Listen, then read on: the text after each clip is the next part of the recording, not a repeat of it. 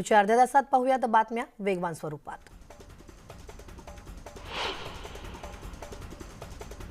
महाराष्ट्रातल्या सत्ता नाट्यावरती पडदा पडल्यानंतर आता भाजपकडून सत्ता स्थापनेसाठी हालचाली सुरू झाल्यात। फडणवीसांच्या नेतृत्वात नव्या सरकारचा 3 जुलैला शपथविधी होणार असल्याची माहिती सूत्रांनी दिली आहे। भाजपसोबत सत्ता स्थापन करताना शिंदे गटाला काय मिळणार याकडे आता राज्याचं लक्ष लागलंय।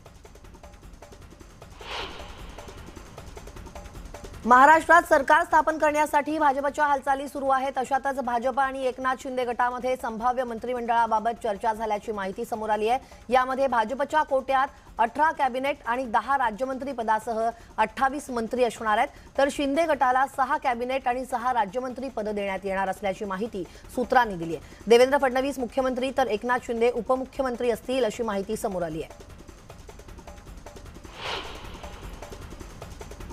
उद्धव ठाकरेंनी राजीनामा दिल्यानंतर आज शिंदे गटाची महत्त्वाची बैठक होणार आहे। ताज रेसिडेन्सीमध्ये बैठक पार पडतीये।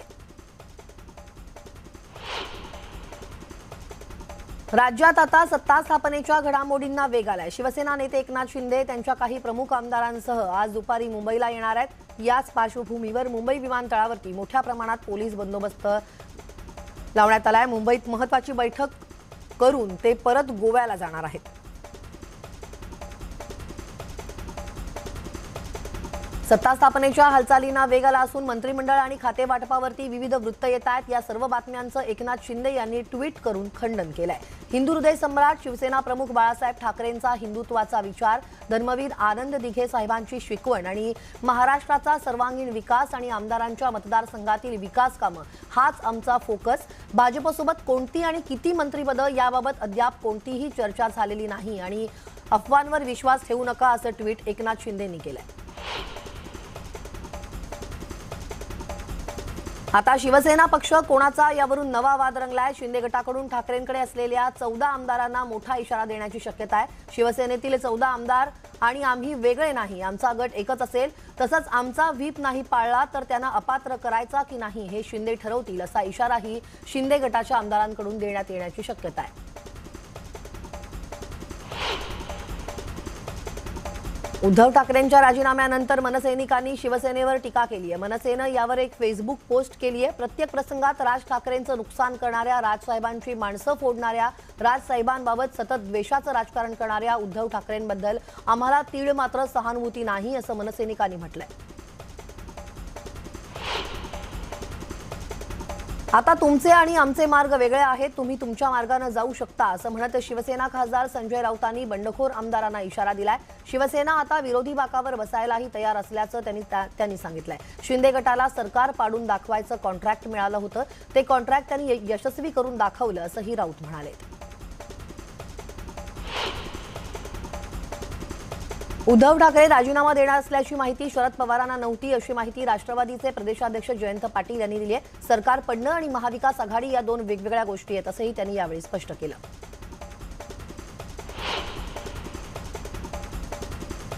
उद्धव ठाकरेंच्या राजीनाम्याचं दुःख आहे अशी भावना दीपक केसरकरांनी व्यक्त केली आहे। आमच्या मनात ठाकरेंबद्दल राग नव्हता, आमची इतर पक्षांसोबत वैचारिक लढाई आहे असं केसरकर म्हणाले। तसंच सत्ता स्थापनेबाबत आमची चर्चा सुरू असून बैठकीत योग्य निर्णय घेऊ असंही दीपक केसरकरांनी म्हटलंय। मुख्यमंत्री उद्धव ठाकरे यांच्या राजीनाम्यापर्यंत सोबत असल्याचं भाष्य जयंत पाटील यांनी केलंय। राजीनाम्यानंतर एनसीपी शिवसेना सोबत राहणार का यावर आम्ही बैठक घेऊन ठरवू असं मत जयंत पाटलांनी व्यक्त केलंय। जयंत पाटील यांच्या भाष्यानं महाविकास आघाडी असणार का यावरती संशय व्यक्त केला जातोय। भाजप आणि शिंदे गटाचा सत्ता स्थापनेचा मार्ग मोकळा झाला। यानंतर मुंबई भाजपनं एक ट्विट करत आपलं पुढचं टार्गेटही ठरवलंय। मुंबई महापालिका हे भाजपचं पुढचं टार्गेट असणार आहे। मुंबई भाजपनं ट्विट करत उद्धव ठाकरे, देवेंद्र फडणवीसांनाही टॅग केलंय। उद्धव ठाकरेंच्या राजीनाम्यानंतर सरकार कोसळलं आणि आता नव्या सरकारच्या स्थापनेसाठी हालचाली सुरू झाल्यात। आज भाजप सत्ता स्थापनेचा दावा करणार आहे। भाजपच्या प्रमुख नेत्यांची सागर या निवासस्थानी बैठक होणार आहे। या बैठकीनंतरच शपथविधीचा मुहूर्त आणि विधिमंडळ पक्षाची बैठक कधी घ्यायची याचा निर्णय होणार आहे।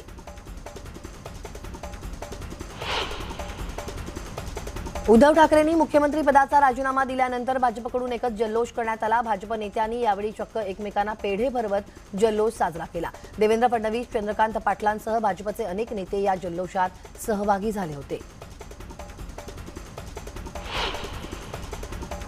देवेंद्र फडणवीस यांच्या नागपूर दक्षिण पश्चिम विधानसभा मतदारसंघातील भाजप कार्यकर्त्यांकडून जल्लोष करण्यात आला। सर्वोच्च न्यायालयाचा निर्णय हा महाविकास आघाडीच्या विरोधात गेला, त्यानंतर भाजपचा सरकार स्थापनेचा मार्ग मोकळा झाला आणि त्यामुळे पुढचे मुख्यमंत्री हे देवेंद्र फडणवीस होतील याचा आनंद नागपूरमधील भाजप कार्यकर्त्यांच्या चेहऱ्यावर पाहायला मिळत होता।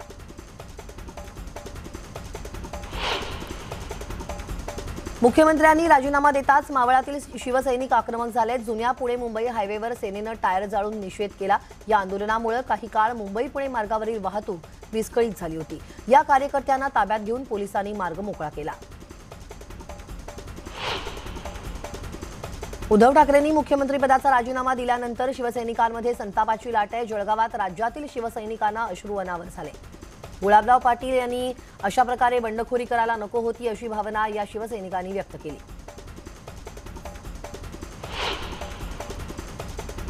उद्धव ठाकरेंनी राजीनामा दिल्यानंतर बुलढाण्यात भाजपच्या कार्यकर्त्यांनी जल्लोष केला। यावेळी फटाके फोडून पेढे भरवून जल्लोष केला गेला।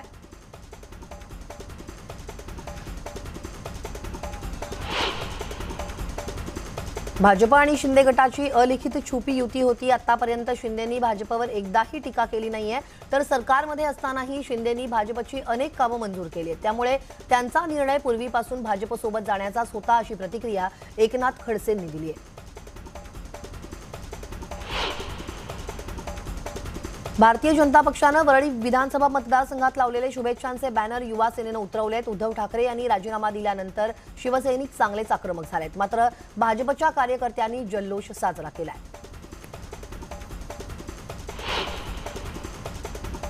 यवतमाळच्या दिग्रजचे आमदार संजय राठोड मतदारसंघात आज शक्ती प्रदर्शन करणार आहेत। वाढदिवसाचं औचित्य साधून धामणगाव देवमधील परमहंस मुंगसाजी माऊलींच्या समाधीस्थळी विकास कामांचं ते लोकार्पण करणार आहेत।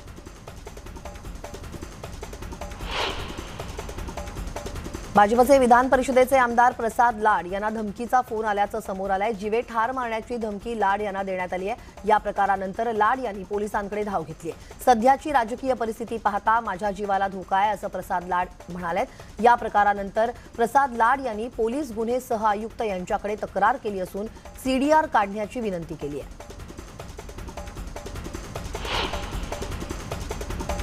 औरंगाबादमध्ये काँग्रेसच्या 200 पदाधिकाऱ्यांनी राजीनामे दिलेत। उद्धव ठाकरेंनी औरंगाबादचं नामकरण संभाजीनगर करण्याच्या प्रस्तावाला मंजुरी दिली, यामुळे काँग्रेसमधील पदाधिकारी नाराज झालेत। अशातच शहराध्यक्षांसह 200 पदाधिकाऱ्यांनी राजीनामे दिलेत। एकंदरीत या नामांतराचा काँग्रेस पक्षाला मोठा फटका बसलेला दिसतोय।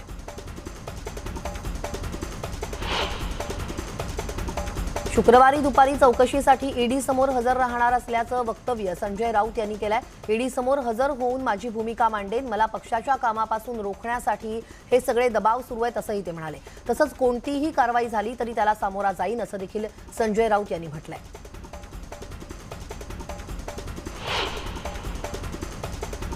जून महिन्यातील पाऊस महाराष्ट्रासाठी फारसा समाधानकारक नव्हता। महिना अखेरपर्यंत राज्यात पावसाची 31% तूट नोंदवली गेली आहे। पहिल्या पूर्वमानानुसार राज्यात कोकणाचा काही भाग वगळता उर्वरित राज्यात सरासरीहून अधिक पाऊस होणं अपेक्षित होतं, मात्र मराठवाड्यातील औरंगाबाद, बीड, लातूर आणि परभणी हे जिल्हे वगळता राज्यात अतिरिक्त पावसाची नोंद झालेली नाही।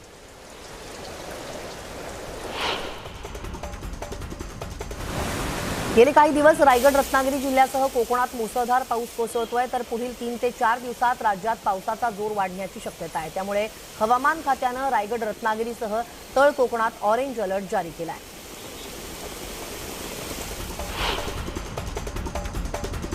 पुणे शहराला पाणीपुरवठा करणाऱ्या खडकवासला साखळी धरणात अवघ्या 8.91% पाणीसाठा शिल्लक आहे। जर पाऊस नाही पडला तर पुणेकरांना अवघा 1.25 ते 1.5 महिना पुरेल एवढंच पाणी या धरणात शिल्लक आहे।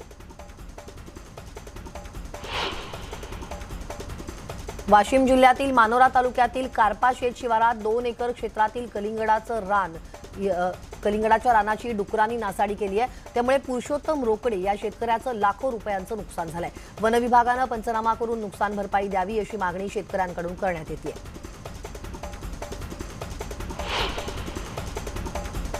मुंबईत पाणी पुरवठा करणाऱ्या तलावांच्या पाणलोट क्षेत्रात पाऊस दाखल झालाय। त्यामुळे गेल्या 24 तासात 17,000 दशलक्ष पाणीसाठ्यात वाढ झाली आहे। मंगळवारी तलावांमध्ये 1,30,000 दशलक्ष लिटर इतका पाणीसाठा होता। हा साठा बुधवारी 1,47,000 दशलक्ष लिटरपर्यंत पोहोचलाय।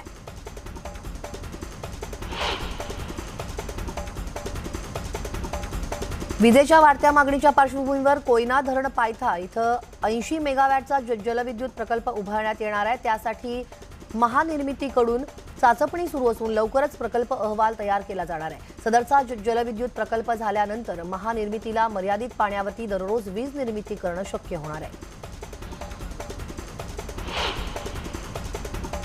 गोंदियात 19 कृषी केंद्रांचे परवाने निलंबित करण्यात आले आहेत। गोंदिया कृषी विभागाद्वारे कृषी केंद्र तपासणी दरम्यान ही कारवाई करण्यात आली आहे। कृषी केंद्राचे परवाने घेऊन सुद्धा कृषी केंद्र सुरू न केल्यामुळे आणि व्यवहार न केल्यामुळे 9 कृषी केंद्रांचे परवाने रद्द करण्यात आले।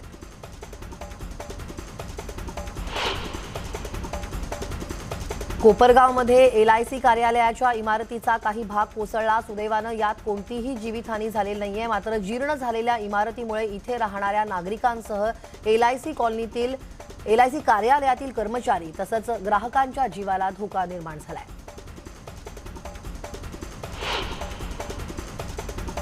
राज्यात यंदा 137 लाख मेट्रिक टन एवढं साखरेचं विक्रमी उत्पादन झालंय। 15 ऑक्टोबरपासून सुरू झालेला ऊस गाळप हंगाम बुधवारी संपलाय। त्यामुळे 200 साखर कारखान्यांनी तब्बल 1,373 लाख मेट्रिक टन ऊसाचं गाळप करत साखरेचं विक्रमी उत्पादन केलंय। मुंबई विद्यापीठानं बुधवारी FY प्रवेशाची पहिली गुणवत्ता यादी जाहीर केली आहे। यंदा कट ऑफमध्ये 2 ते 10% मोठी घट झाली आहे। गेल्या वर्षी कोरोनामुळे अंतर्गत मूल्यमापनाआधारे 12वीचा निकाल लागल्यानं त्याचा परिणाम FYच्या कट ऑफवरती झाला। मात्र गेल्या वर्षी वाढलेला कट ऑफ यंदा खाली आलाय।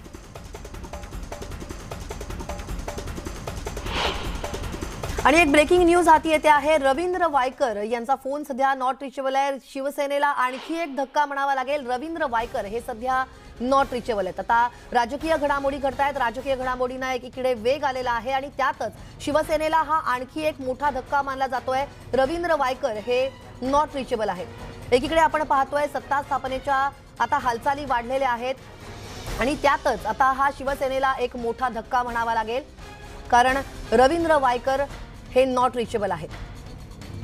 गेल्या काही दिवसात आपण राजकीय घडामोडी पाहतो आहोत। राजकीय घडामोडींना वेग आलेला पाहतो आहोत आणि त्यातच आता रवींद्र वायकर हे नॉट रिचेबल असल्याचं कळतंय। आताची ही सगळ्यात मोठी बातमी, रवींद्र वायकर हे नॉट रिचेबल आहेत।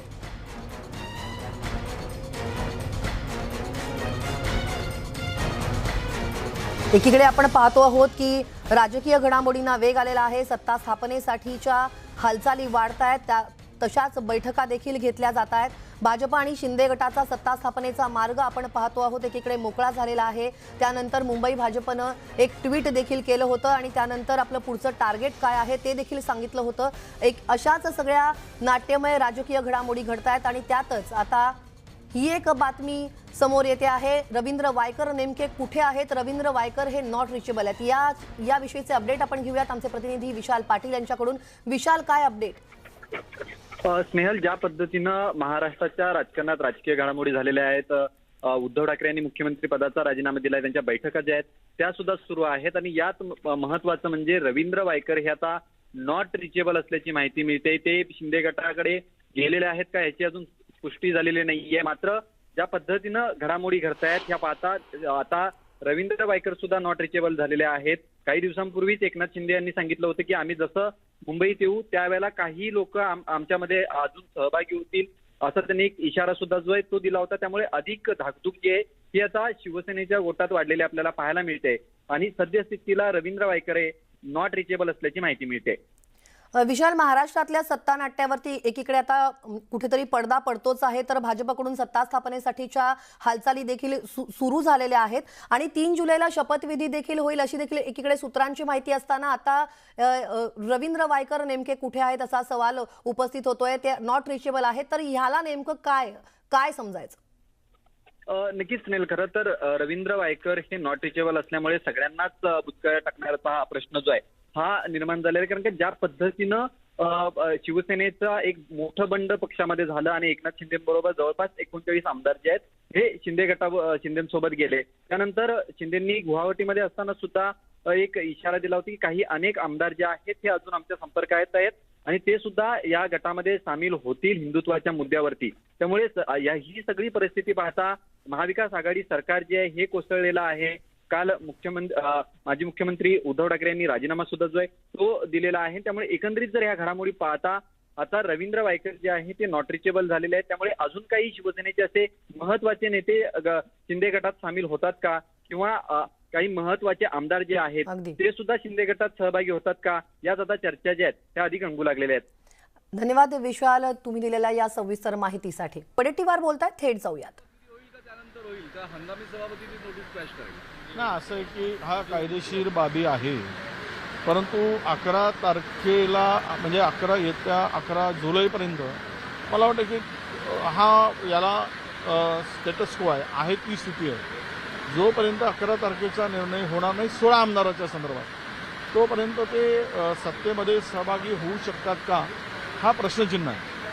आणि आत्ताही उपसभापतींनी दिलेली नोटीस ही स्टँड आहे आणि त्या नोटिसीला पुढच्या कारवाई करू नये असंच तो आदेश आहे. पण कायदा असं म्हणतो की हंगामी सभापती जर का नियुक्त झाले बहुमत चाचणी सिद्ध करण्यासाठी तर त्यांना तो अधिकार आहे. मला माझ्या माहितीप्रमाणे उपाध्यक्षाची जो आहे अध्यक्षाच्या नंतर जागा रिक्त असेल तर उपाध्यक्षाकडे सर्वाधिकार असतो. तर हंगामी तो निवडणुकीच्या किंवा बहुमताच्या पुरती असण्याचं काही कारण आहे. उपसभापतीचं पद रिक्त झालं तर दोनही पदं रिक्त असल्यानंतर ज्यावेळेस नव्यानं सरकार येतं त्यावेळेस तो हंगामी सभापती किंवा अध्यक्ष त्याच्या अध्यक्षतेने कारवाई होती किंवा ती कामकाज होतं. पण हे आता फ्रेश विधानसभा नाही आहे. हे मध्यंतरी झालेला हा जो काही राजकीय घडामोडी आहे यामुळे त्या उपसभापतीकडे अधिकार असू शकतात असं तज्ज्ञांचं मत. औरंगाबाद नामकरणावर काँग्रेसमध्ये अंतर्गत नाराजी आहे, धुसफूस आहे. काल अस्लम शेख सुद्धा कॅबिनेटमध्ये नव्हते. औरंगाबादमध्ये अनेक राजीनामे द्यायला सुरुवात केली काँग्रेस पदाधिकाऱ्यांनी. काय सांगतात? नाही, हे राज्य वेगळं राज्य आहे. या राज्यामध्ये सर्वांचाच आदर केला जातो. एकीकडे छत्रपती संभाजी महाराज त्यांच्या नावाचं संभाजीनगर नाव द्यावं. छत्रपती शिवरायांचे पुत्र असताना सुद्धा जे एक थोर राजे म्हणून, लढवय्ये राज्य म्हणून, स्वाभिमानी राज्य म्हणून, राजे म्हणून संभाजीराजेंचं नाव आहे. ज्यांच्या शरीराचे तुकडे तुकडे करून फेकल्या गेले असे ते पण झुकले नाही असे राजे. सुरत ते गुवाहाटी, मुंबई ते दिल्ली, कुणाच्या हाती येणार सत्तेची किल्ली. सत्ता नाट्याची प्रत्येक घडामोड सर्वात आधी फक्त न्यूज 18 लोकमतवर.